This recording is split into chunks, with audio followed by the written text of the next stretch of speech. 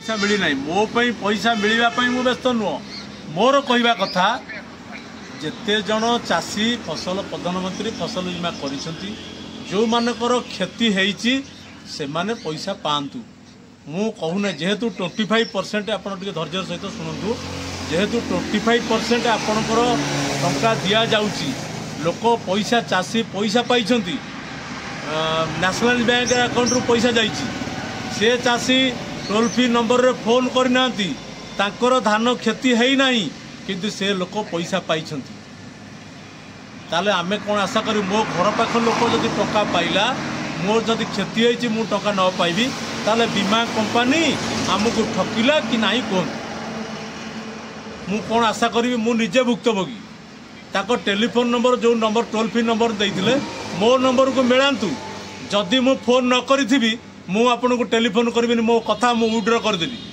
नले ये कथा को मु नहीं राजरास्ता को जीवी सांघातिक परिस्थिति सृष्टि करी बीमा कंपनी जो ठकी तार न्याय आम पाइबा दरकार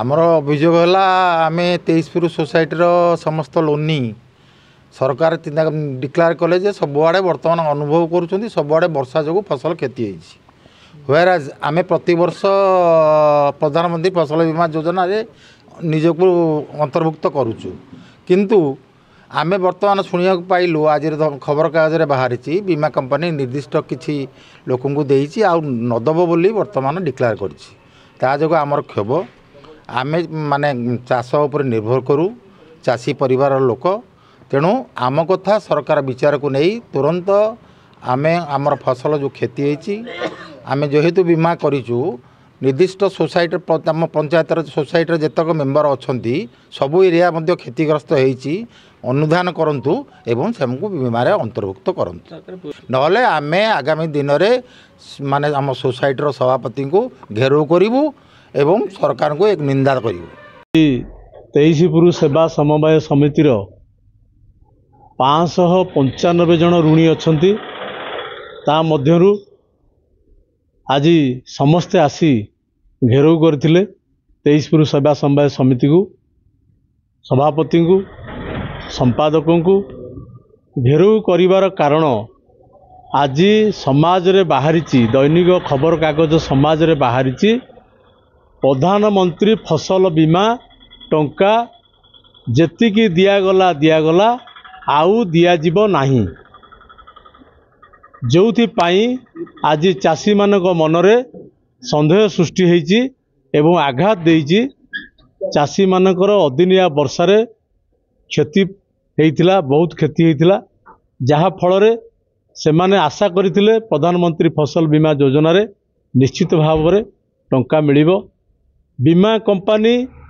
25% टंका देईची जो मानकर किछि क्षति होइनी से माने पैसा पाइछंती किंतु ये पंचायत रे एवं पिपिल ब्लॉक रो अधार्थिक पंचायत रे मध्य केही टंका पाई नाहंती विभागीय कृषि अधिकारी पुरी जिला कृषि अधिकारी को पचारिले से कहउछंती जे गोटे टोल फ्री नंबर थिला जो माने से टोल फ्री नंबर रे फोन करिथिले कॉल अटेंड करिथिले से मानकु टंका मिलिछि मु निजे मु फोन करिछि 45 मिनिट फोन करिछि 45 मिनिट फोन करिवारे उत्तर आसे अपेक्षा कर किंतु मु जने चाषी मु फसल बीमा करिछि प्रधानमंत्री फसल बीमा करिछि मते टंका मिली नाही एवं काहारी को मध्य मिली नाही पिपिल ब्लॉक रे बीमा कंपनी तरफ जे कोऑर्डिनेटर अछंती तांकु मध्य काली फोन करिथिली से कहले जो माने कॉल करिछंती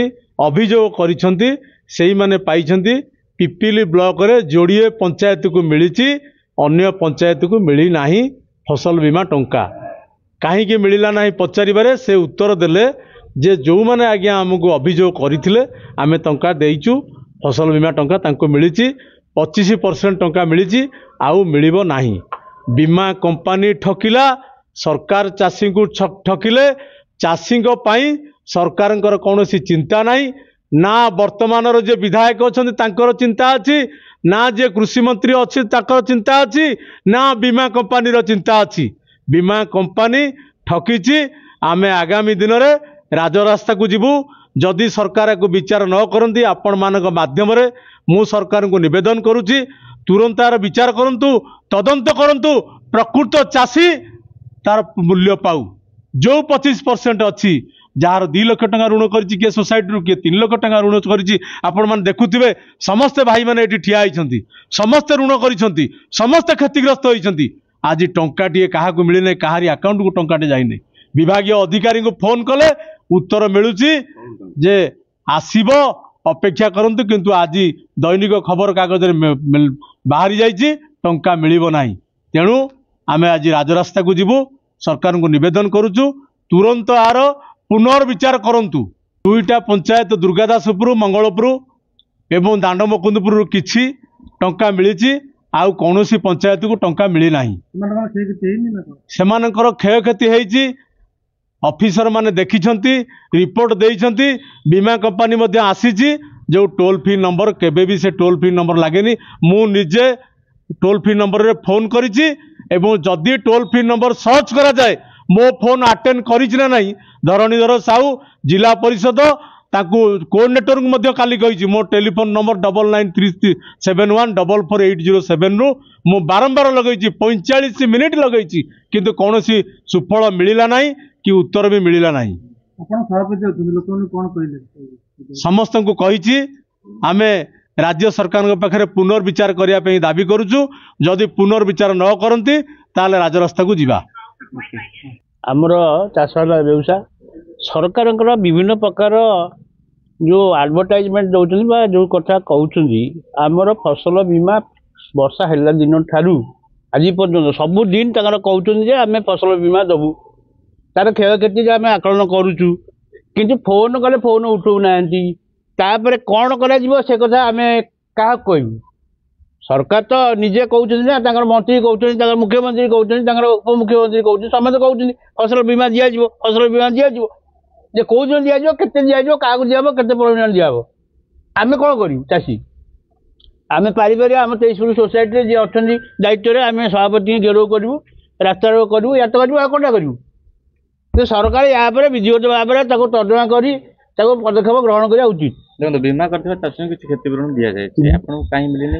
ଆମର ଯେଉଁ ଚାଷୀମାନଙ୍କୁ ଦିଆଯାଇଛି ତାଙ୍କର ଆମେ ଭାବୁଛୁ ଗୋଟେ ନିର୍ଦ୍ଦିଷ୍ଟ ଲୋକଙ୍କୁ ଦିଆଯାଇଛି, ସମସ୍ତଙ୍କୁ ଦିଆଯାଏ ନାହିଁ। କାରଣ ତାଙ୍କର ଯେଉଁ ଭିତ୍ତିରେ ଯେଉଁ ଚାଲିଛି, ଯେଉଁ ରାଜନୀତି ଭିତ୍ତିରେ ଯେଉଁ ତାଙ୍କର ଦଳୀୟ କର୍ମୀ ସେଇମାନଙ୍କୁ ମଧ୍ୟ ଦିଆଯାଇଛି, ଆମେ ଭାବୁ ସେୟା। କିନ୍ତୁ ପ୍ରକୃତ ରିଏଲ୍ ଫ୍ୟାକ୍ଟଟା କ'ଣ? ସମସ୍ତେ ପାଇବେ ନା କେବଳ କିଛି ନିର୍ଦ୍ଦିଷ୍ଟ ଲୋକ ପାଇବେ? ହଁ, ସବୁ କଥା ହେଇଛି। ତାଙ୍କର ଫୋନ୍ରେ ଯୋଗାଯୋଗ କରିବା ପାଇଁ ସେ ଫୋନ୍ ନମ୍ବର ଦେଇଛନ୍ତି, ଫୋନ୍ ନମ୍ବରରେ ଫୋନ୍ କଲେ ଉଠାଉନାହାନ୍ତି। ତାପରେ ସେକେଣ୍ଡ ଟାଇମ୍ ଯେତେବେଳେ ପୁଣି ଆଉ ଥରେ କହିଲେ ଯେ ତୁମର ଯେଉଁମାନଙ୍କର ହେଇନାହିଁ, ରେଜିଷ୍ଟ୍ରେସନ୍ ହେଇନାହିଁ, ଯେଉଁମାନେ ପାଇନାହାନ୍ତି, ପାଇବାରୁ ବଞ୍ଚିତ ହୋଇଛି, ସେମାନଙ୍କର ମଧ୍ୟ ତୁମେ ଟୋଲ୍ ଫ୍ରି ନମ୍ବରରେ ତୁମେ କଣ୍ଟାକ୍ଟ କର, ସେଥିରେ ବି ହେଉନାହିଁ। ସରକାର ଦାବି ଆମେ ଫସଲ ବୀମା କେମିତି ପାଇବୁ, ଆମ ଚାଷୀ କେମିତି ତାଙ୍କର ସୁବିଧା ପାଇବେ। ଯାହା କ୍ଷତିପୂରଣ ହେଇଛି ସେ କ୍ଷୟକ୍ଷତି କେତେ ପରିମାଣ ହେଇଛି ତା ବି ଆମର ଜଣା ନାହିଁ, କେଉଁମାନଙ୍କର ହେଇଛି ତା ବି ଜଣା ନାହିଁ। ତେଣୁ ସମସ୍ତଙ୍କ ଚାଷୀ ଯେଉଁମାନଙ୍କର କ୍ଷତି ହେଇଛି ସେମାନଙ୍କର ସର୍ଭେ କରାଯାଉ ଏବଂ ତାଙ୍କୁ କ୍ଷତିପୂରଣ ଦିଆଯାଉ।